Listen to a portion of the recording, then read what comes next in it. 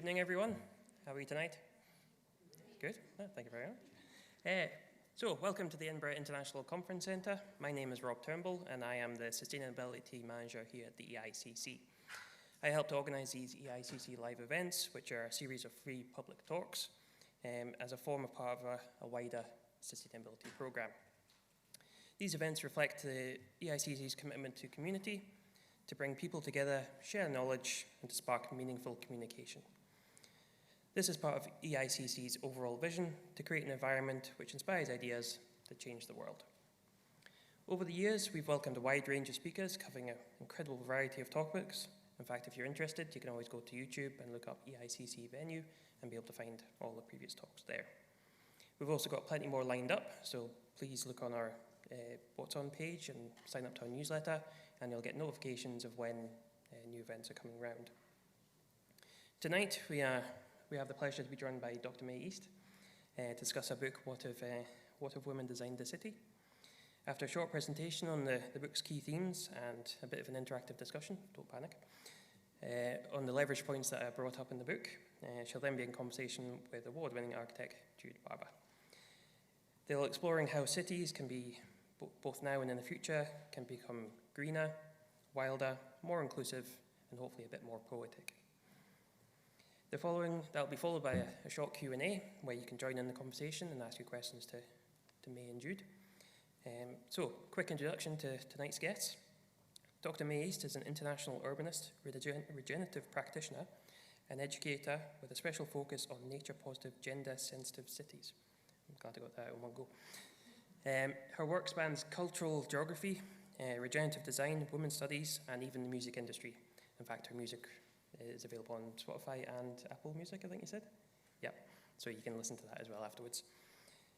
She holds a Master in Science in Spatial Planning and specialises in the rehabilitation of abandoned villages and has a PhD in Architecture and Urban Planning.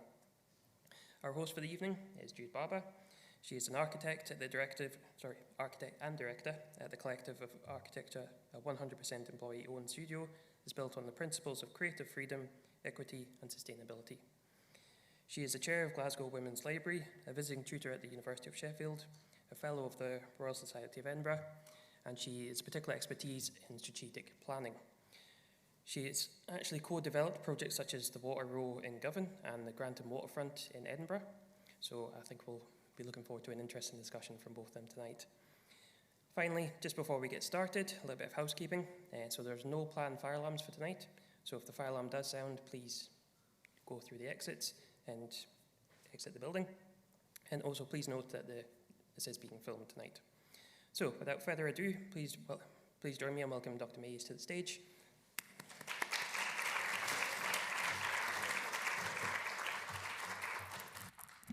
I am convinced that the future of humanity and the biosphere is going to be decided in the cities of the 21st century. Cities, if we put all of them together, cities and towns and villages, they cover only 4% of the surface of the planet, but account for over 80% of global energy use, 75% of carbon emissions, and over 70% of the world's natural resources.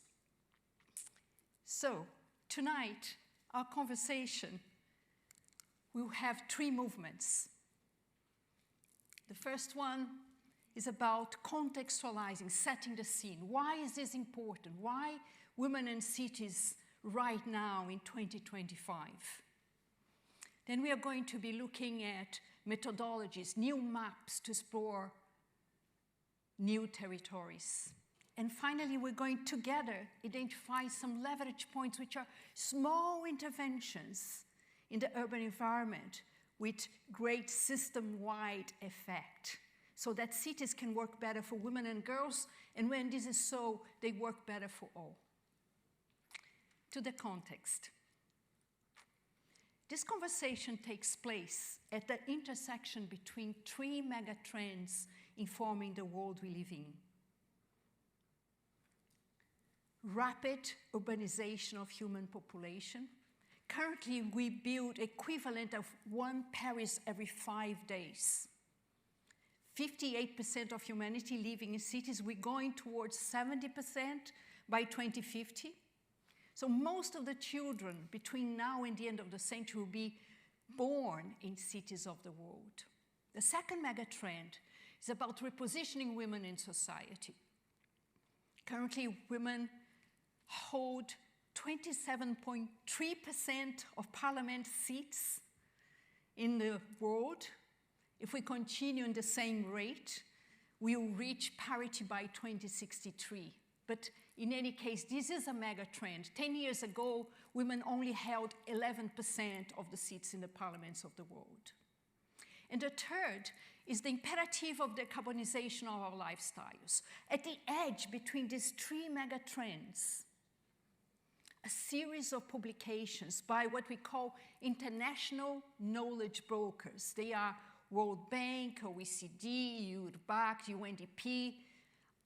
They have nothing to do with women and cities, but most recently, these knowledge brokers have launched a series of reports, commissioned some research, reaffirming that cities have historically been built by using men's experience as a reference. As a result, cities work better for men than they work for women, children, older people, all levels of ableness and gender identities. Alongside these reports, there's a growing interest in the world, particularly taking place in the continent, in Europe, but also in the global south, to a mosaic of gender-sensitive policies and interventions emerging and springing from cities like Vienna, Umeå in Sweden, Lyon, Bratislava, even Glasgow, and Edinburgh as well, looking at how to become a feminist city. These cities are bridging this historic urban planning gender gap in their unique ways in topics such as gender-sensitive budgeting and procurement, transforming zones of anxiety to zones of easiness, co-designing public spaces with girls, and many other topics that we soon are going to deepen. But before we deepen this conversation, I'd like to invite us to make one collective decision and to reaffirm three awarenesses that I believe are present in this room. The decision is about not using a node map to explore, not using a node map to explore a new territory.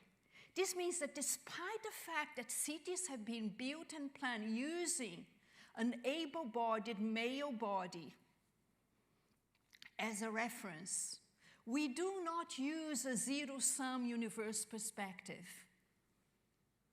where protagonism, the increased protagonism of women in urban planning means other genders are losing out. We're not talking about winners and losers here. We're talking about collaboration. Women working alongside men to redistribute power, balance representation, and change planning rules and systems together. The new map that we're creating is one of co-evolving mutualism, where women and cities are implicated in the construction of one another towards cities that work for all.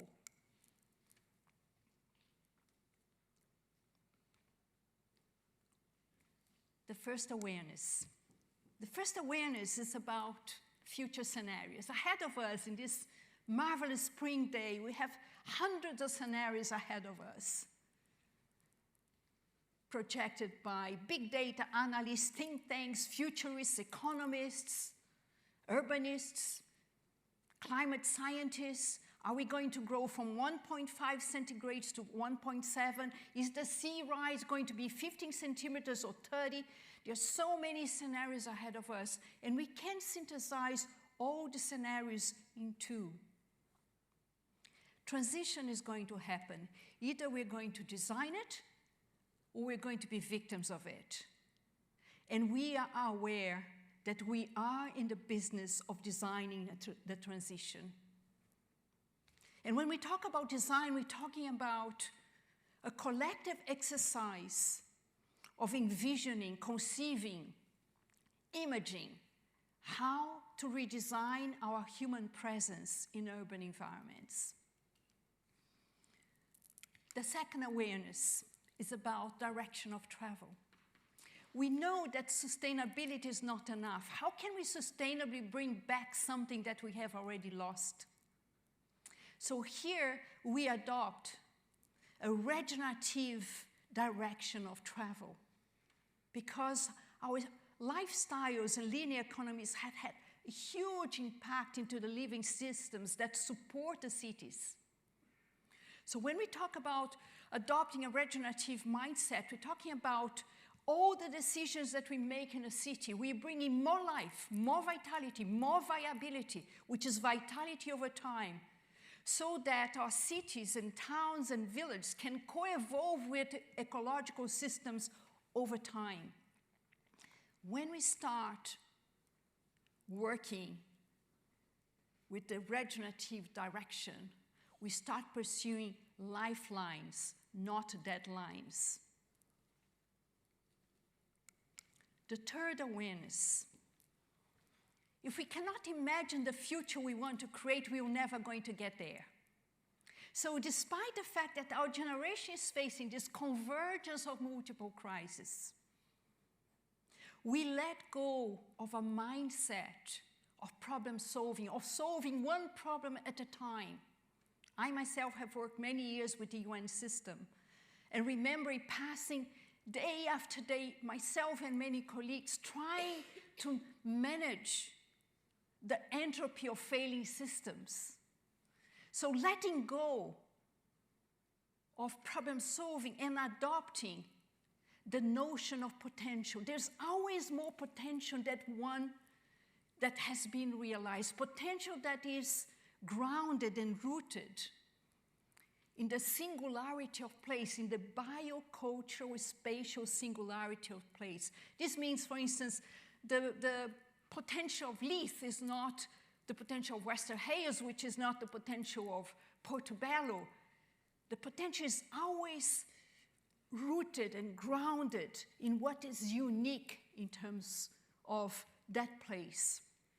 Potential looks forward, problem solving backwards. So here, in our discussion tonight, we are focusing our collective gaze on what is strong, not what is wrong. And we harness potential as a source of motivation, as a source of community motivation. So with this decision in 3 awarenesses, that's enough of the context. And before I go to the next movement, I want to just to check how am I doing with my Brazilian English. Are you getting, understanding? Okay. Okay, here we go. To the new maps. I was interested in investigating how cities would function and evolve if designed by women.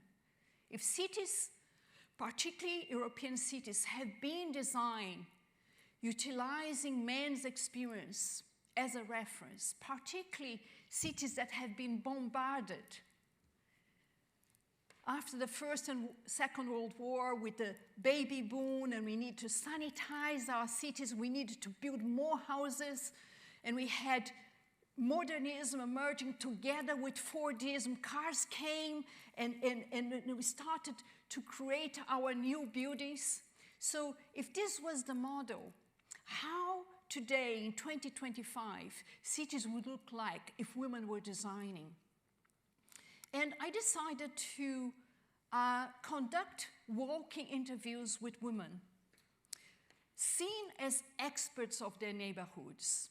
In 3 cities, Edinburgh, Glasgow, and Perth. In every city, I'll walk with women from a popular area and from an affluent area.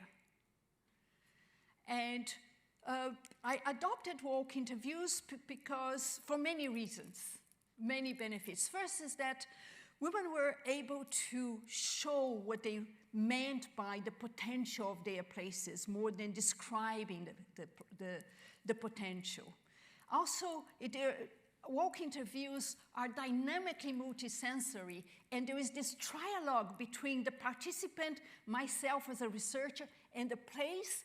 And sometimes in this trialogue, you create conditions for serendipity, new observations, new synapses, new ideas that would be very difficult for you to have in a room, and you asking, what is unique about your neighborhood? What is the potential? What are the restraining forces? So walk interviews were adopted, and I never wanted women to come up with a list of problems of their neighborhoods that somebody else or the local council was responsible to solve. Therefore, I created this regenerative framework of inquiry, starting with what is strong, not what is wrong. Starting with what is unique about this place, what is singular. So you change completely the mindset of the conversation, and from the unique to say, what is the potential you see here that hasn't yet been realized? That's looking forward, that's looking to the future, not resolving problems of the past that there's no resources and I feel a victim of the system. So from there, from this potential, of course, you're not naive thinking that every territory has only potential. So you need to welcome what I call the restraining forces, the red tapes, the things that kind of challenge the potential to make that potential a little bit more robust. So you enter into a conversation, identify the restraining force, enter into a conversation with that, reconcile, and a new line of work emerges. At that time, once you have this reconciled new line of work, it's the time for you to start mapping the networks of responsibility. You have disconstructed completely that idea that women are victims of the system and the council is responsible for doing everything that we don't have in our neighborhood. By now, you have networks of responsibility. Who are those responsible? And then, of course, you come, because this is an emancipatory journey for the 274 women that I walked during my interviews. You say, okay, so what about you? What is your role in unleashing the potential of your territory? I had a huge amount of data because I created an app, and so I had spatial data, and we also had, visual data, because now and then we stop in a place and the women would have an insight and say, look at this, and then I'll photograph, and also had audio data. And we know that systems thinking has emerged as a paradigm, as a scientific paradigm in the 50s and the 60s, because the world became really complex. So I had so much, I had all this data, very complex data, so I had to use a systems thinking framework in order to organize and to make sense of this data. Because remember, this was an applied research. What does it mean, an applied research? It means that I knocked in the door of the city council, Edinburgh, Glasgow, and Perth, say, are you interested in the results of my research? Yes, we are. So that becomes, a source of information and data for whatever policies they want to advance later on. Okay, so I decided to use a framework developed by an environmental scientist, a brilliant lady that died very early. Her name is Donella Meadows. Donella Meadows said that there are places in a complex system where a small shift in one thing can produce big changes in everything. And why I use that one? Because I noticed that the women were talking about the potential of their neighborhood to work better for them and for girls, therefore working better for everybody. There were not big infrastructural investment needed. There were small things that could make a big difference. So I utilized that one. And of course, Donella Meadows was not the first one in talking about leverage points. So we have Archimedes way back there. He'll say, give me a lever and I'll lift the world. So it's like, what are these little points, these points of intersection that we can come in and start making this urban system working better for women and girls, therefore for working better for all of them. Okay, so the 33 leverage points were organized in 4 thematic areas. sense of place, green spaces, active travel, and safety. And right now, I'd like to invite you to start deepening the conversation. That's the third movement of our conversation. Because I created an educational tool that I call flashcards for the 33 leverage points. So we have on one side, you have a picture. This one, for instance, is the leverage point number 9, designing adventurous playgrounds for children and carers. Women realized that playgrounds was actually an invention of modernism, because before kids would play in streets and trees and all of that, but because cars came in our lives, and we have to start really fencing kids, and then women realizing that, you know, most of the playgrounds, parents and carers stay very cold looking at what they are doing, and there is a whole new movement of creating playgrounds where adults can play with children as well, exercise and all that. So that's one of the leverage points. But anyway, I should not talk about this. What I want to give as an example is that one side we have a picture, and the other side you have something explaining about this leverage point.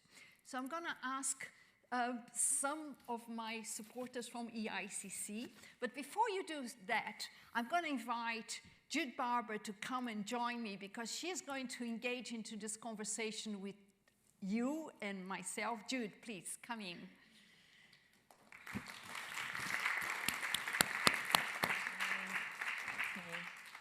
And each one of you are going to receive one card, and we're going to give you 2-3 minutes to read, and then you're going to have a chance to look to your right or to your left, or stand up and find somebody. And I'd like you to discuss your leverage point. You explain your leverage point, and then you also listen to somebody else's leverage point. So then you start getting in touch with the material. Oh, I don't agree with this. This is completely out of box. Wow, how interesting. I never heard about that. And then Jude and I was going to start, you know, harvesting your insights and entering a wider conversation. So I guess you all have, if you don't have a card, please put your hand up. And we have more cards here. Here in the front, there's some people missing. There. And I can ask my technical person to put a little bit of light music in the background.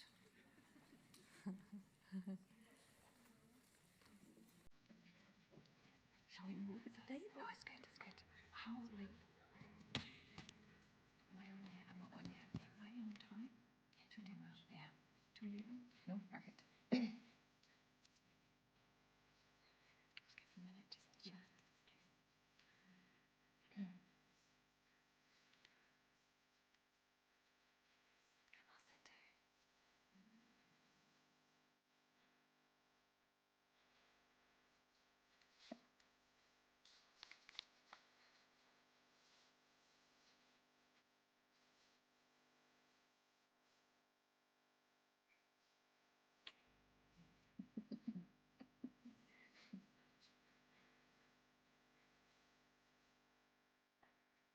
So by now you're ready to start dialoguing with your colleague on the right or the left, in the front or the back. If you're sitting without somebody in your right or left, maybe you do a trios or...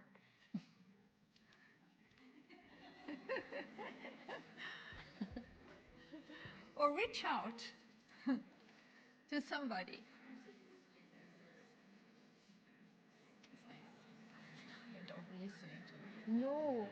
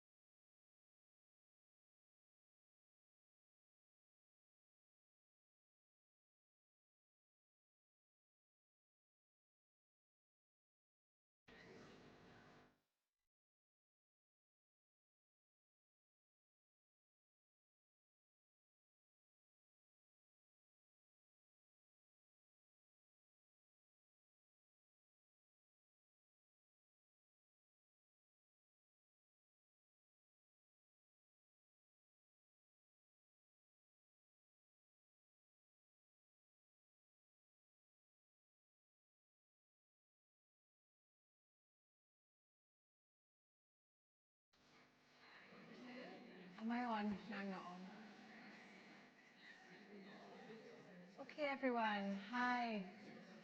Okay, let's listen to you. Welcome, everyone. As May said, I'm Jude. I just want to firstly ask, would whoever has the card number 7, put their hand up? There's always a number. Oh, there we go. Great. Could you tell us what do you have on your card? And yeah, do you want to just read that out in the first instance? It's on devising a library of women together bike seats. Bike seat. You want a microphone? Much nicer if you have like a women bike seat. Maybe you come here. Okay, we've got a roving mic actually. We can Yes. take that over. Got 2. It's just better everyone can hear you if you don't mind just a second. Yeah. We can just. Thank you.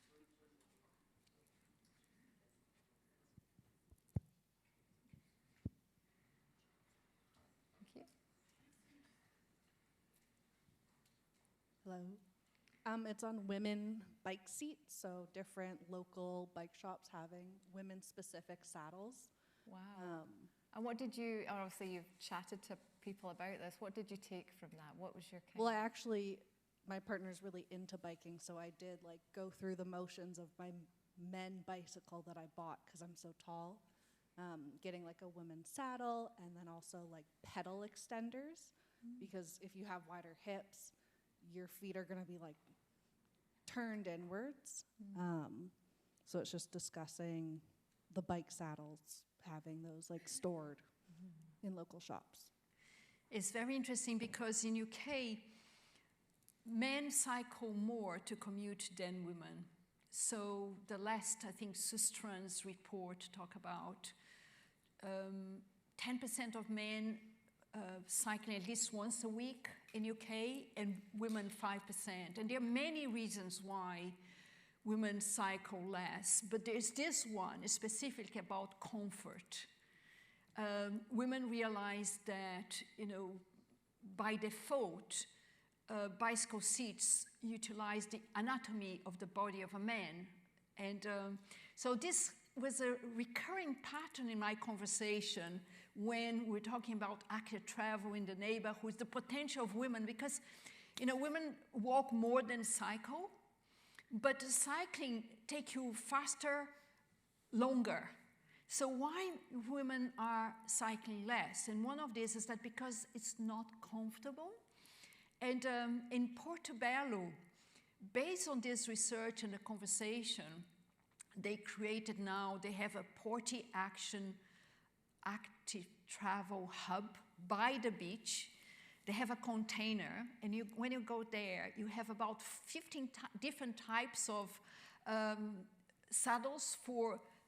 large saddles for the body of women. So you can try one, try another, and then go and buy somewhere else. So this library of saddles, it's already something that is happening in London, it's happening in Edinburgh as well. So it's a leverage point, and maybe if it feels more comfortable, women may start cycling more.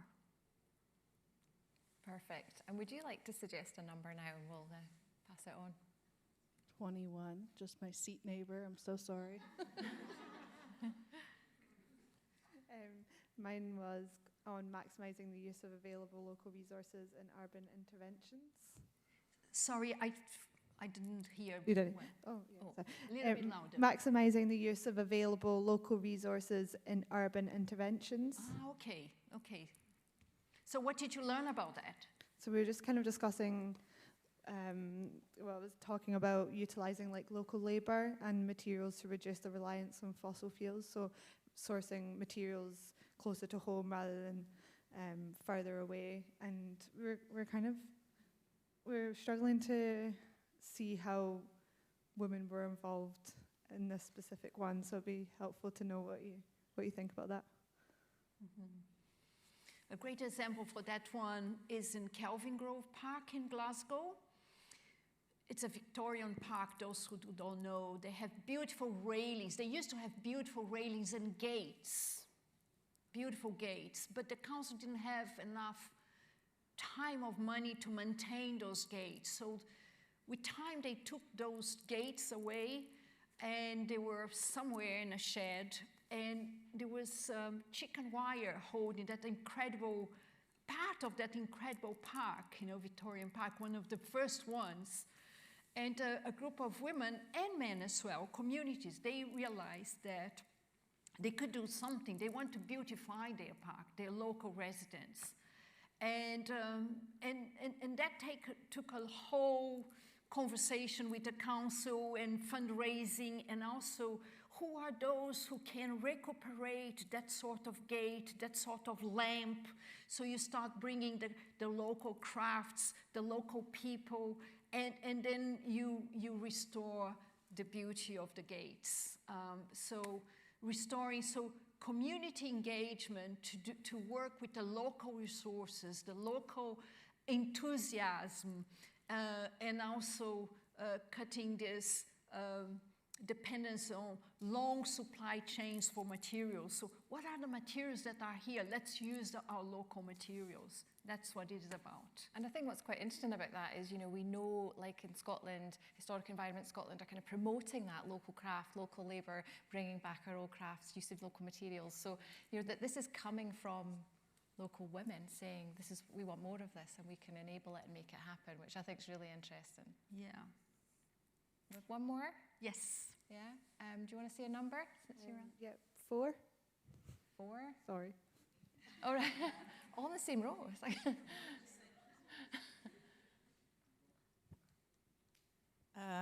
mine is shifting from a mentality of maintenance to an attitude of care. I think that's a really good one. How did your discussion go around that? Well, we were just thinking that we were talking about consultation responses from surveys that we had done within a local council in Verclyde that we work at. And that so many people say, oh, the council don't care about roads and lighting and various things. But I think it's a really good point that it's not just about maintenance. It's about who cares about what specifically. So within planning, for example,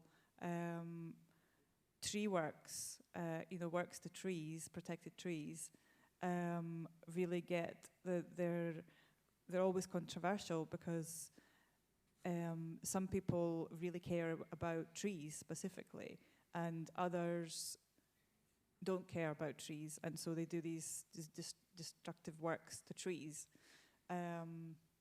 So that causes a lot of conflicts. So, but I think that flipping of it is really interesting, of maintenance to sort of looking after. yeah, It's a positive thing. It's that sort of flipping of problem solving. Oh, we've got to do maintenance, a maintenance plan, but actually, how do we continually look after what we have?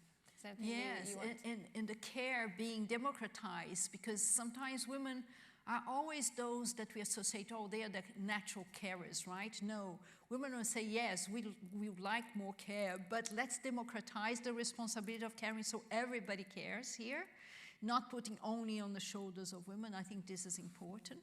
And the other thing here is about, the way you name the reality is the way the reality presents to yourself. This is the quantum physics say about that. If you test the universe for particle, particle emerge. If you test for wave, wave shows up. So women here are saying, let's rename the departments of maintenance in the councils, in the municipalities, to departments of care, and let's democratize care. Because there's nothing more powerful than a community realizing what it cares for. It changes everything. But if you're always depending on the maintenance of somebody else, I remember walking with some women from the States, and they were saying about maintenance of green spaces, pockets of green in Western Hales or in Drumchapel. And the woman says, well, the best strategy of the council for maintaining green spaces, not having any. They come in, they call the tarmac strategy. So that's the maintenance. So let's do the tarmac strategy.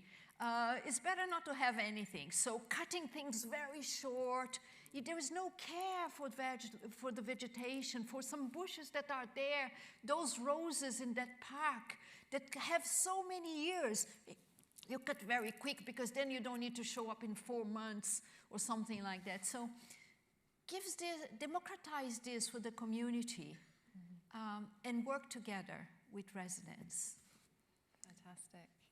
No, I mean, I think we've, I mentioned this to May that, you know, these leverage cards, we've actually been using them in our studio, which is really great for workshops and things. So there are so many of them and they're so fascinating, and I think it's a great piece of work.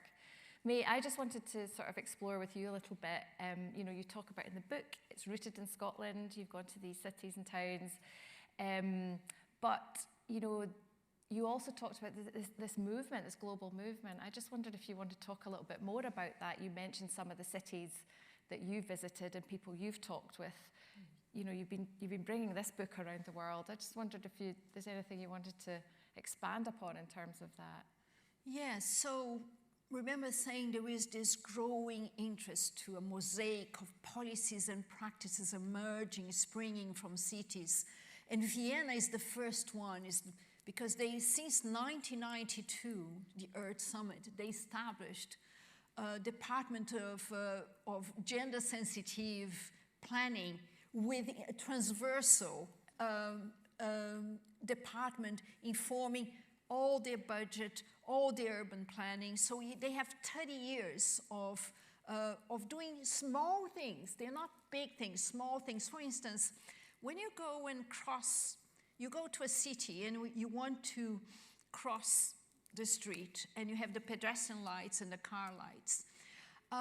Some cities that I go, as soon as I turn on the pedestrian green light, it becomes red or yellow, so you have to run and all of that. In Vienna, they wanted to change the hierarchy of the streets. For them, it's exactly what women say. If women design the cities, streets will be for people and cars invited as guests and traffic evaporated. That's what Vienna has been doing. And some pockets of Edinburgh, I must say that I live in Leith, and they're doing a series of little things. Traffic has been evaporated there. There's more emphasis into cyclists and pedestrians than before. It's possible to do there. And you start, some of you may have one card called Developing Fresh Air Routes, routes with fresh air. It's a very interesting leverage point because there is University of Surrey had a research that says that kids inhale, infants, babies in prams, inhale 60% more of fine particles than adults because of crossroads, because the exhaust pipes are in the direction of the nose of the children. So women are saying, let's create fresh air routes where we take our infants and you don't have the crossroads. So this hierarchy of the streets like Vienna, when you're going to cross, you have plenty of time for pedestrians. You change in the hierarchy. Pedestrians are more important than cars. And then you have little time for cars. You give the right message. This is a place where pedestrians are in the top of the hierarchy, and then cyclists. So that's something that Vienna has done. Another city that's been doing incredible work that I've been researching a lot is Lyon in France. In many cities in France and in Spain, they have what they call budget géré, which is the gender-sensitive budget. So a budget is not a collection of numbers. A budget is an expression of your values, what you value in your city, right? So they look at every line of the local authority budget to see how much this budget, this line, is increasing the disparity between women and men, or how much is working towards a gender balance. And they start measuring, and that's another leverage point here that somebody might have, which is like you measure how many acres in your city have been dedicated for sports, competitive sports that mostly attract the presence of men, compared to green spaces for non-competitive sports that possibly girls and women will be more enticed into engaging. So if you see that huge, for instance, in Perth, when you go to the Inches, you have this huge ocean for golf. Everybody walks around. It's a sacred place. Nobody crosses. Nobody's saying don't cross. But women don't dare to cross because this is like, there's nobody playing, but who am I to dare to cross that green space? So Lyon is measuring the amount of green spaces dedicated to competitive sports, and how can we support more women's sports in my budget, and do something which is they call the feminization of sports, and also the feminization of football. And the clubs are very interested because they're sources of money for them to start offering more activities for women.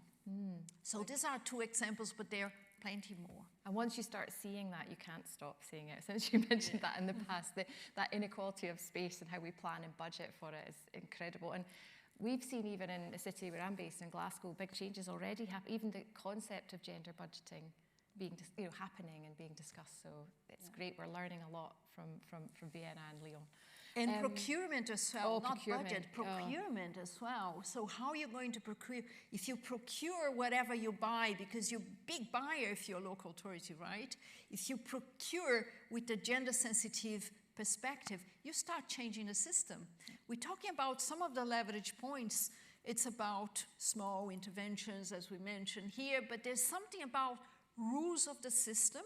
You change the rules of the system, but not only the rules of the system.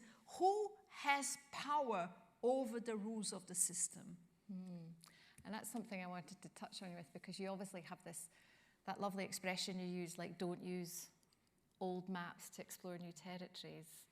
And thinking of that maps and how we're working, how do you, thinking about men and women and this, this disparity that we see at the moment in terms of planning our cities, how do you see that evolving? What are the things that we could do to sort of open up the conversations around that with men and women?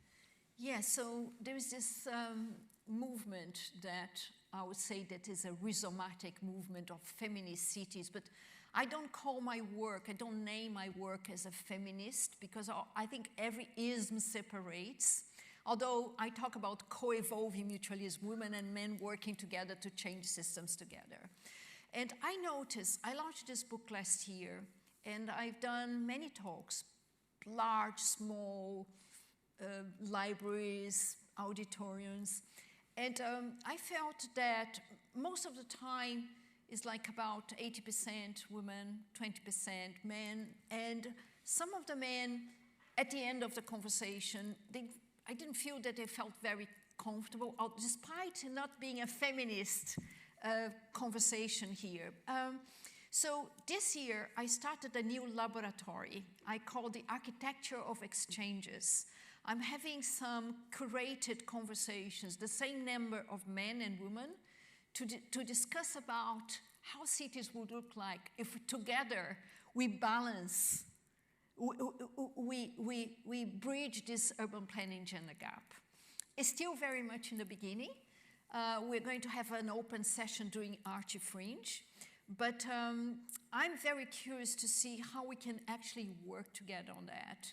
And it's not about, the increased protagonism of women in urban planning means men or other genders are losing out. We're talking about collaboration, not winners and losers here. That's really important. We don't have the time for that. And what kind of methods are you using in these workshops? Are you kind of... We are rotating facilitation. That's interesting. And it's always a woman and a man that facilitate the conversation. So that it's not women curating for men or men curating for women. So we have a woman and a man, and we have topics. So the most different methodologies are emerging here, and we are deepening the conversation. And for those of you that don't know, the Architecture Fringe is a festival that happens every 2 years, and it's starting on the 7th of June, I think, running for 2 weeks. And you can find out about May's events and your laboratory on the website. You have an event as well. I have an event as well, yeah, but this is about you today, so yeah. Go and check out the website and you can find out more about May's event and what she's doing next. It's really interesting, and I think that evolution, you know, like the next chapter is really fascinating, because we were talking earlier about, you know, we've had a couple of conversations together now, and it's been fascinating and enriching, and I was saying to me, I never get tired of you. I like talking, it's fantastic and inspiring. But, you know, I think that next step's really interesting, that you know, even like it's like you're constantly learning and listening in your work. And I think one of the things that you talk about is, you know, finding the space to listen to those that we don't often hear. I wondered if you want to talk a little bit more about that, like some of the, you know, you talk about not staying in that bubble of the intellectual, you know, about the walk, you know, why is walking and getting out so important to you? Well, I think this is very much rooted in my upbringing.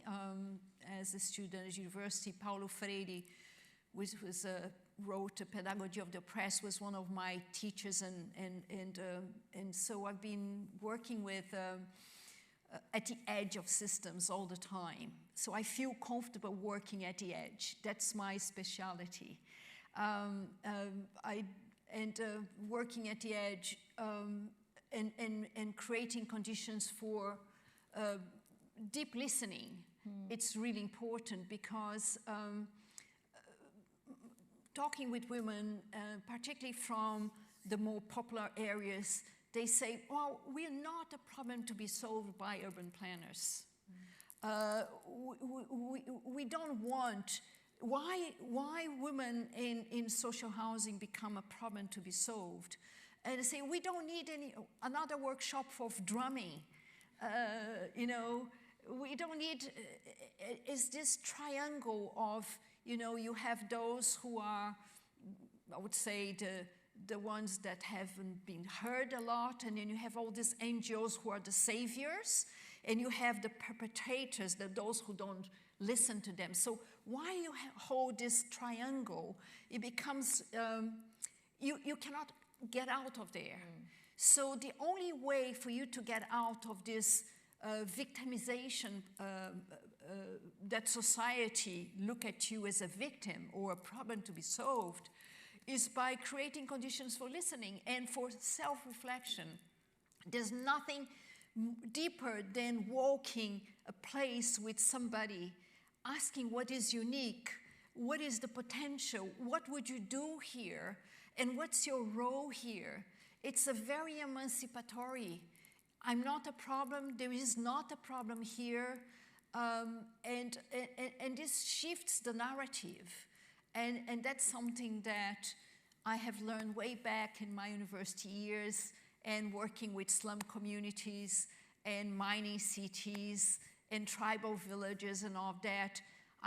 Women would say to me, May, you don't work with us, you walk with us. So that's what I do, I walk with them. And I learn more than they learn with whatever the conversation we're taking. Oh, that's fantastic. And how have you found, you know, your research in this walking, you know, you're proving that there's so much potential, that potential is rooted in the place. How are you finding the reception from like city leaders and, you know, to this process, to this approach? Being receptive? Yes, I think I would say that feminist cities, is a rhizomatic movement, is emerging everywhere. There's no who is leading this conversation. I'm one of hundreds of authors that are researching. I am one of them. So, so this is emerging. You know, Glasgow by itself declared in 2023 as the first UK feminist city. Now Edinburgh has a working group, and many other cities, and this is happening in the continent, it's happening in the global south. I start a program next Monday, and I have women from Myanmar, from Kakariguma, from Dhaka in Bangladesh. I have women walking at midnight in Delhi joining this conversation. I have women from Southeast Asia. I have women from Zambia, Lusaka coming. So you see that there are so many things, and I receive every 2 weeks a call from a young graduate or master's degree or somebody starting a PhD studying that. So that's emerging with the strength of the spring floods. And as a rhizomatic movement, rhizome is different than a tree. A tree grows in a very hierarchical way. You have a trunk, you have branches and roots, and a rhizome is a network of roots. And some grasses, when you don't expect, that's emerging. So I think it's emerging everywhere. And I'm one of those grasses showing up at the EICC. But it's so encouraging. I mean, I think particularly when we can get a bit overwhelmed. I mean, I think you used the term in your talk, that kind of overwhelmed by all the crises and by all these things, to see the positivity of what all of us can actually do. I think it's just like really inspiring. Would anyone like to ask a question or reflect on any of your cards? I'm just thinking it might be a nice opportunity if anybody would like to ask anything or make any comments. Does anybody want to? Oh, there's a hand up here. Thank you. Okay, just I have two, maybe.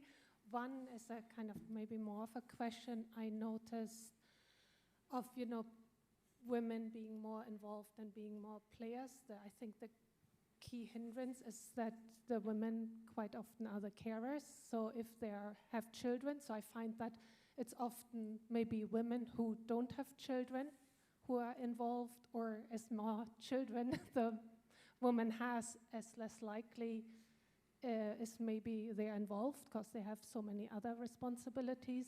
So my question is maybe more around how, or like, what is the solution? Because I've seen that in my environment, that it's really difficult for women to actually become involved because there's just no energy left to do more than work and family.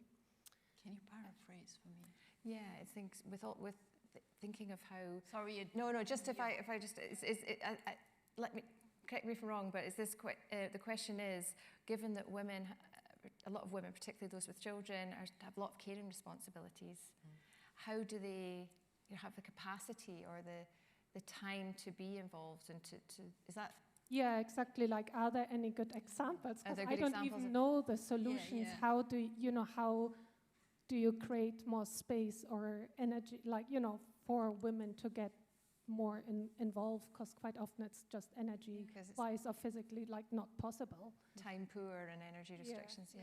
I work with many women pushing their prams, by the way, as I was doing my research with children, infants. And one of these interesting insights, one of them have given me is like traffic engineers should spend a whole week pushing a pram before they start designing pavements and changes in neighborhoods. So just to start with that, your local environment, how do you, with your child, how do you move in your neighborhood? That's an important piece of it. And I work with groups of moms. There was a picture, I think, here with many doing exercises together. So something around this sense of belonging. First of all, how do you move in your neighborhood? And how do you also create your community in order to advance the things, the potential that are important for you as mothers with little children of that. So there is no recommendation for any woman with children. There is always this look at the potential of your neighborhood. What is there? What is the uniqueness of it? And what is missing? And with whom can I join forces in order to advance something that just start working better for me, even though I don't have so much time to advance urban planning agendas. That's a good point. And the second one, if I may, is like one I have. I'm sorry, but is it? you can say sound? louder. Not? Yes. I try. Okay, maybe I have to have really close. One. Maybe because it's too close to No, your mouth. I had it. So, is this better? Yeah, that's good. Yeah. Good, yeah. All right. This is on my teeth now. Okay. Maybe you come here and we talk. Yeah. One other was I have been thinking about also there's quite a difference of a healthy woman and a disabled woman being involved. So I was just seeing your point because I have been suddenly got really ill and kind of temporarily disabled, I call myself, and it was really difficult to navigate urban life and being out in. So I think even designing as a feminist city, to me, even looking at it then from a disabled feminist city is to me quite a difference. So how can we, I was just thinking, how can we even push? To me, it's a disabled feminist city, how I view it at the moment, because it's just pushing it even more. So I just what your thoughts are on that. Yeah, I mean, we're just made. Do you want me to? Yeah. Yeah. I mean, I think to answer that hugely important point, that we all have different ways of navigating the city, and at the moment, and historically, it's all been very much with an able-bodied view, whether that's a man or a woman, actually. So you're 100% right. It's a different experience. It kind of, we have different experiences across our lifetime as well. So it's designing with different abilities throughout, from a child to as we get old, is critical. So I think the word that it gets often used, but intersectional. When we're thinking about cities, when we're thinking about feminist cities, or we're thinking about gender-sensitive design, we are always thinking of it from an intersectional approach as well. So I think it's making sure we're not missing things like barriers that people face in terms of class, or how they might face it in terms of their physical ability, or how they might face it in terms of lots of different factors. So it's a huge consideration, and there's a lot of people doing great work in that area to try and improve things. But I think beginning with from what I understood from you saying as well, if we design with a gender-sensitive lens, we're more likely, by having those conversations, to take into consideration people with lots of different needs and lots of different ways of navigating the city. It's a big issue. I want to add something, and also with the picture, because I think that from, I think I mentioned at the very beginning, from now until the end of the century, majority of children are going to be born in cities. And so that's a leverage point, which is cultivating biophilia. Bio, life, philia, love for life, love for nature. So listening to women, they were really preoccupied how kids will be able to start connecting with nature by being born in cities and not having enough green spaces. So we're talking about a biophilic urban design, connecting every pocket of green, like balconies to gardens, to allotments, to orchards, to urban woodlands and all of that, to give this continuity. So children, we know that all the educators of last century, the Montessori, Piaget, and Rudolf Steiner, they say that between 0 and 7 years old is when all the kids get all their values. So if this, from 0 to 7 years old, that child hasn't had chance to be enchanted by nature, how is this going to connect later in life? So our role as urban designers is to create this biophilic that's connecting the greens, and as mothers, as carers, to create space for these kids to be enchanted by nature, because one of the things is that women were reiterating that they believe if children awaken this love for nature between 0 to 7 years old, or early childhood, this will possibly reduce disruptive behaviors in adolescence, and also the desire to control nature in adulthood. So yes, here, this picture here, in Berlin, they're transforming the cemeteries in playgrounds. It's the most amazing place because there's mystery, there's greens, they're connecting cemeteries with parks, and here you have children spending mornings in the cemeteries and all that. This is happening. So yes, we're not talking only pavements, but we're also talking about this exposure to the living systems that support our life in the cities. And I think I'll put the last slide here. And we've got another question as well. Okay. Yes? So I had that card, Cultivating Biophilia. Okay. And I came to think of, I work in the world Can you of give her the microphone, please? So I have that card, and I work in the field of neurodiversity. And many, many years ago, 15, 20 years ago, I was working with a mother, or speaking to a mother whose son has ADHD. He caused an accident, so he was sent to prison. He grew up on a farm up north in Scotland, and she said to me that the worst thing, apart from the crash and what followed, the consequences, was that he saw no green out of the windows. He was in a prison, and it was all concrete.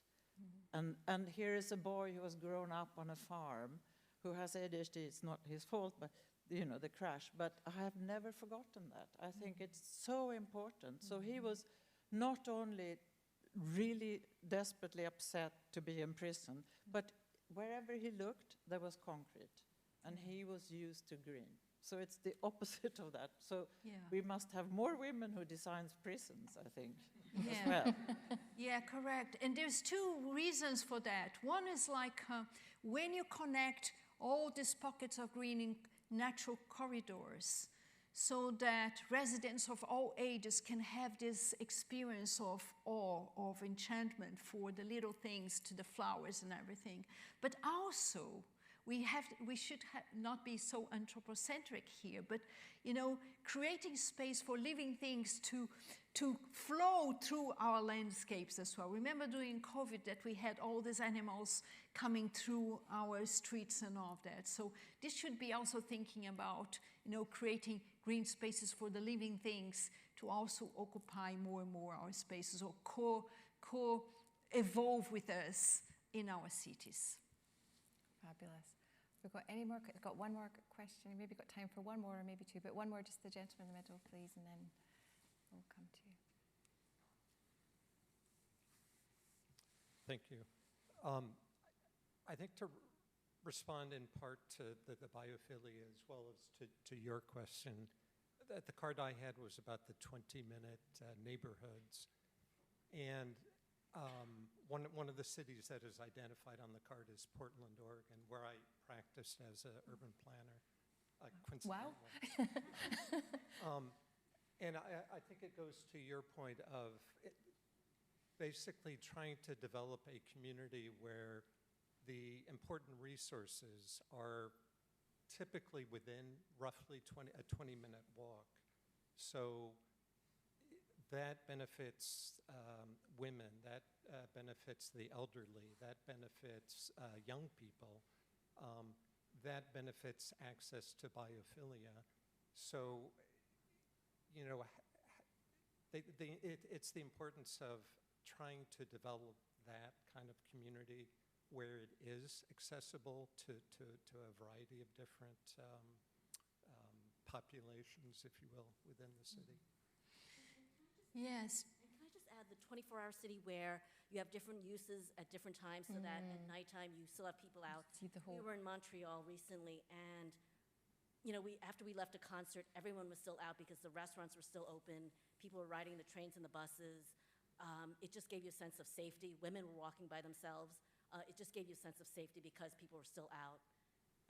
We currently live in Providence, Rhode Island, and there's no one out. And so it's just like, it doesn't give you a sense of safety because no one else is out. So that's a really important point about time, isn't it? Like, which ties into some things we said earlier. Anything you want to kind of? Yeah, let's them speak. Yes, they're talking between them. Oh, sure. Hi. My question was around language and the language that we're using to describe these things. So, for example, my card is about having favorable bio-cultural and spatial conditions.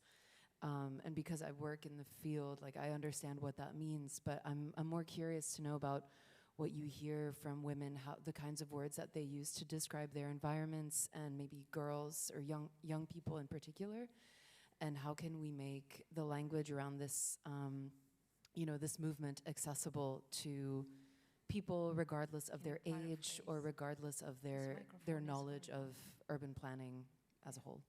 Fabulous. So point there about time, and another point here about, you know, the language we use, particularly around when we're talking about like biodiversity or ecology, and in your experience, what words are people using when you talk to them around that? Are they saying biodiversity, or are they saying green space, or, you know, what's your experience of language? And then also the point about time. Yeah. Back to that. Well, first of all,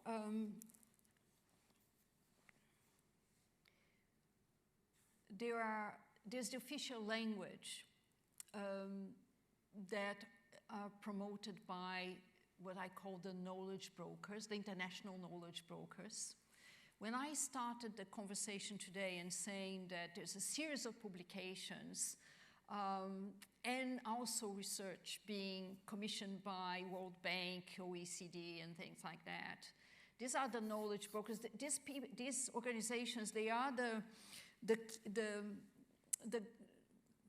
drivers. I don't like this term, but they are the drivers of the mega trends and the concepts as well. So we have this sort of concepts. And of course, sustainability became kind of a growl, like you know, when you go to a desert and you think you see something and you get there and you don't find it.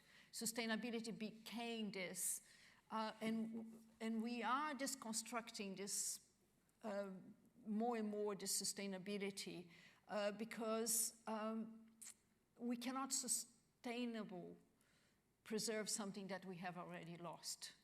So part of the conversation right now connects with biophilia, which is about regenerative, which is like how to, every decision we're making, the language we're using is always a language that is bringing more life, more vitality, more viability, which is vitality over time, so that human and ecological systems can start co-evolve over time, because our linear economies and lifestyles had a huge impact in the living systems that support the cities. Cities are only 4% of the planet.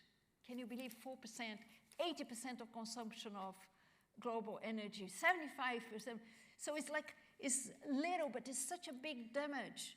And from this 4%, 1.8 to 2, there's a discussion, is made of what?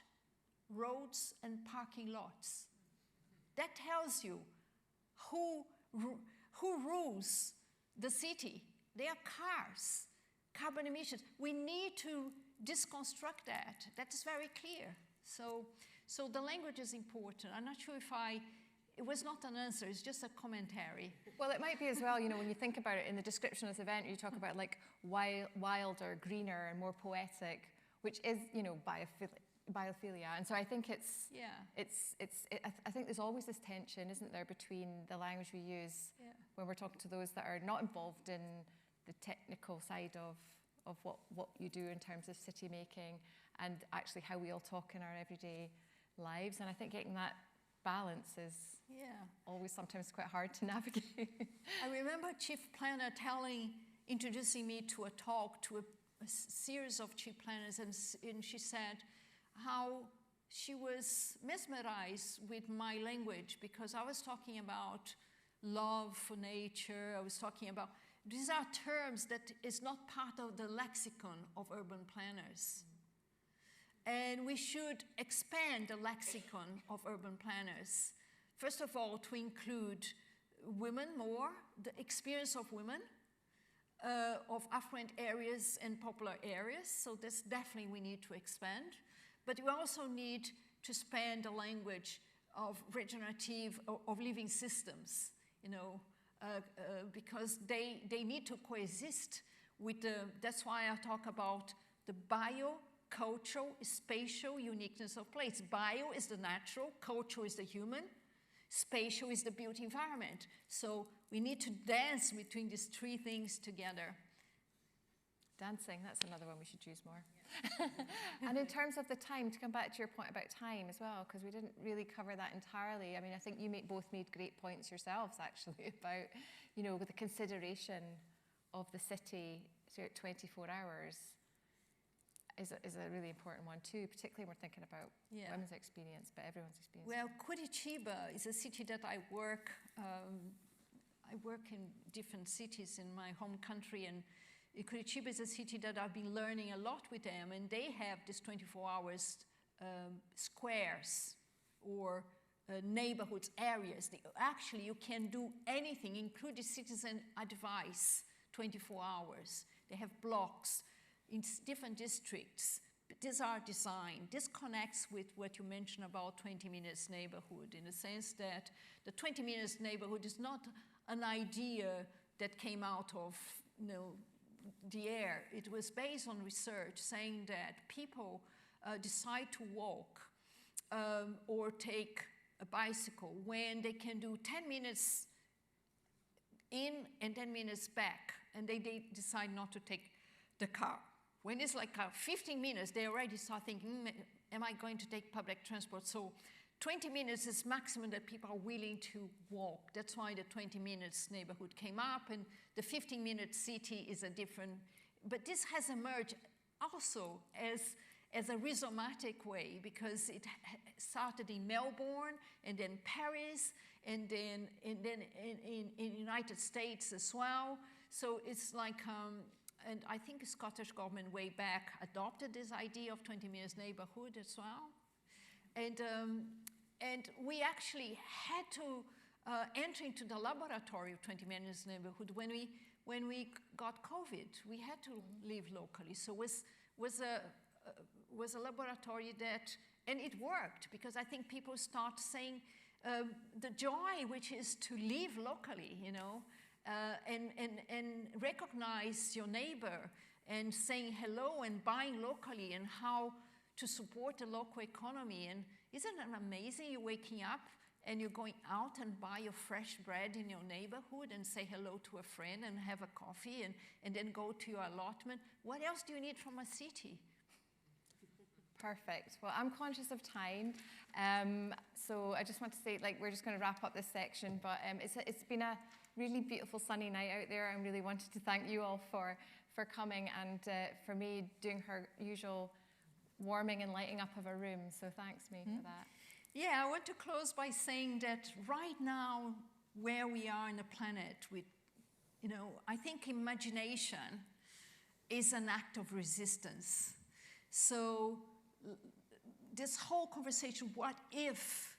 There is the what is and there's the what if. The what if, it is about this question of, imagination, of resisting and also transforming.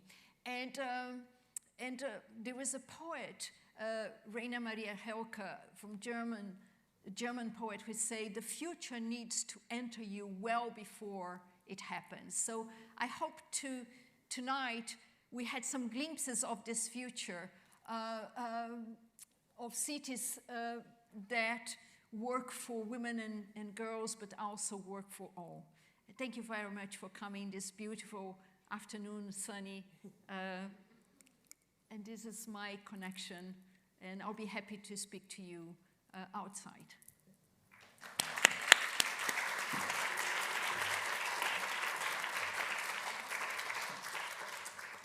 Brilliant. Thank you, everyone. Just wanted to say thank you again to May and Jude for such an interesting talk. Certainly not going to look at cities the same way again, especially the whole sort of green space dedicated to competitive sports. I think that's just kind of blown my mind a little bit. May will be in the foyer for a short period of time if you want to catch up with her. She'll also be available to sign books, which are coincidentally available in the foyer as well. To stay up to date with the next EICC Lives, please sign up to our newsletter or check our What's On page.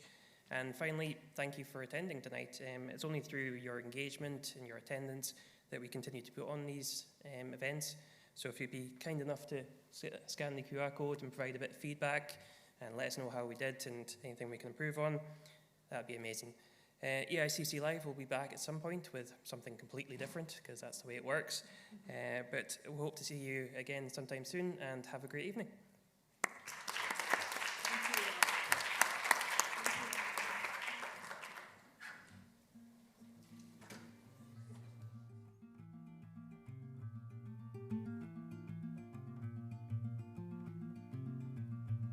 I went down to the river yesterday to see just what she'd say.